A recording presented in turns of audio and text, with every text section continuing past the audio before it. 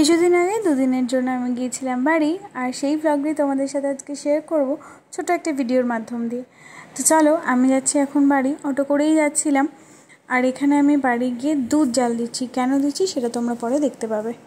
আমি বাড়ি থেকে আসার সময়তেই 3 প্যাকেট দুধ কিনে নিয়েছি। যদি হয় তবেই এটা তোমাদেরকে তারপরে দেখাবো, নাহলে আর দেখাবো না।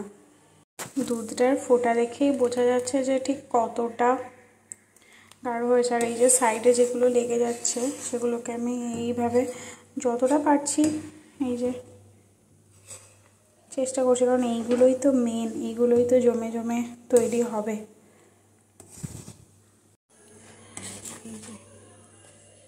এখন এই অবস্থায় রয়েছে। এটা নাকি পুরো কড়া থেকে এরকমভাবে ছেড়ে আসবে, মানে আটার মণ্ডর মতন হবে। তারপরে এটাকে আমি বানাতে পারবো। জানি না কি হবে বা কী হতে চলেছে, না হলে এটাই তো খাওয়া যাবে, অসুবিধা নেই।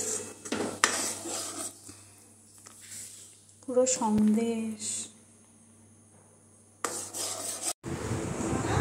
অলমোস্ট একটা এই জায়গাতে আনা হয়েছে।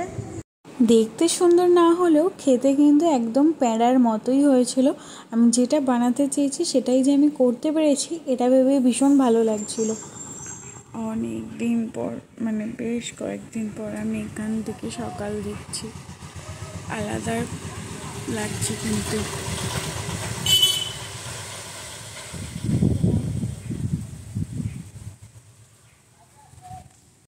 এখন 10টার মতন বাজে। এখন আমি ঘুম থেকে উঠলাম, আর অনেক দিন পর বাড়ি এসেছি যেহেতু মানে বেশ ভালো লাগছে। সত্যি বলছি, কালকেই চলে যাব, আর আমি গতকালই এসেছি। তো অনেক দিন যেহেতু আসিনি, তাই জন্য খুব বেশি দিনের ট্যুর করিনি, কারণ তারপরে আর ওখানে গিয়ে না আমার মন বসাতে অসুবিধা হয়। 2 দিনের জন্য এসেছি, আবার পরে এসে থাকবো। আজকে কি করব না করব টুকটাক কিছু টিপ নেব। কালকে রাতে প্যাড়া বানিয়েছিলাম, ভালো হয়েছিল, কিন্তু ব্যাপারটা হচ্ছে যে আমি বুঝতে পারিনি একটু মিষ্টিটা বেশি হয়ে গেছে। স্লাইট খাওয়া যাচ্ছে, বেশি মিষ্টি হয়ে গেলে কি আর খাওয়া যায় না, কিন্তু এটা খাওয়া যাচ্ছে। তো অ্যাজ ইউজুয়াল বাড়ি এসে আমার বাবুজি কেক আর রাবড়ি দিয়ে হয়ে গেছিলো ব্রেকফাস্ট। এখানে আমাদের ভাত হচ্ছে, এখানে এঁচড় হচ্ছে, ও আবার চিংড়ি যাবে তাতে।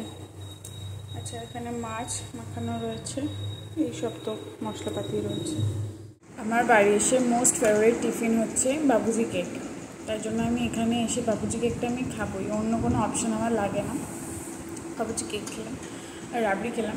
কালকে অ্যাকচুয়ালি আমার বাবার আনতে যাওয়ার কথা ছিল, একটা কারণবশত বাবা যায়নি আনতে আমাকে।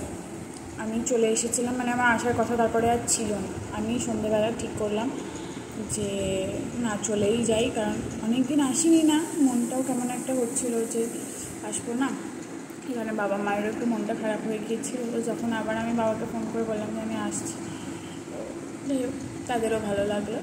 আর আমি কালকে 7:30 নাগাদ এসেছি, আর ব্যাস এইটুকুই। এবার আস্তে আস্তে আজকের দিনটা কাটাই, কালকে আবার ও দুপুরবেলা আসবে। দুপুরবেলা আমরা এখানে সবাই একসাথে খাওয়া দাওয়া করবো, আর তারপরে সন্ধ্যে নাগাদ বাড়ি চলে যাব। তারপরের দিন আমরা যাব শপিংয়ে, 1 বৈশাখ শপিং। আর এইগুলো হচ্ছে কাঁচা মিঠে মা ছাড়িয়ে দিচ্ছিল। আমি ওখানে রোজই, মানে যে কদিন ছিলাম 2 দিন, সেই দিনে আমার টিফিন ছিল হচ্ছে বাবুজি কেক, আর লাস্টেই 1 বাটি আম মাখা। ভীষণ ভালো লাগে খেতে, যে কোনো টক জিনিসটাই আমার খুব ভালো লাগে। এর আগে লাঞ্চটা দেখিয়ে থাকলেও চলো আর একবার দেখিয়ে দিই। ছিল ভাত, এঁচড় চিংড়ি, আর ছিল হচ্ছে মাছের ঝাল। আমি অনেকবার মানে মাকে বলেছিলাম মাছের ঝাল বানাতে, আর আমার খুব ভালো লাগে খেতে মাছের ঝাল। আর এখানে সন্ধ্যেবেলা একটু রেডি হয়েছি, বাবার সাথে বেরোনোর ছিল, ছোট্ট একটা কাজ মেটানোর ছিল জাস্ট। তারপর তো বাপ বেটি মিলে দুজনে গল্প করতে করতে চলে গিয়েছিলাম এই আমাদের সামনে দিল্লি রোডের কাছে। কিছু জিনিস কেনারও ছিল, আর আমার একটা দরকার ছিল, সেই দুটোকে ঝপ করে মিটিয়ে নিয়ে আবার চলে এসেছিলাম বাড়ি। কাজ মেটানো হয়ে গেছে, চলে এসেছি এখন বাড়িতে। আবার কোথায় গেল সব।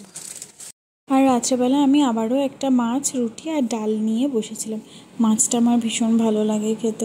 আমার বাড়ি আসার দিন সকালে যে মেনুগুলো হয়েছিল তার মধ্যে মা ওর জন্য এঁচড় চিংড়ি আর মাছটা রেখেই দিয়েছিল। আর আমাদের সেদিন হয়েছিল হচ্ছে একটু মুগের ডাল আর আলু ভাজা আর মাটন। ছুটি কাটানো শেষ, ধরলাম এবার বাড়ির পথ। দেখা হবে খুব শিগগিরই পরের একটা কোনো ভিডিওর সাথে। ততক্ষণের জন্য টাটা।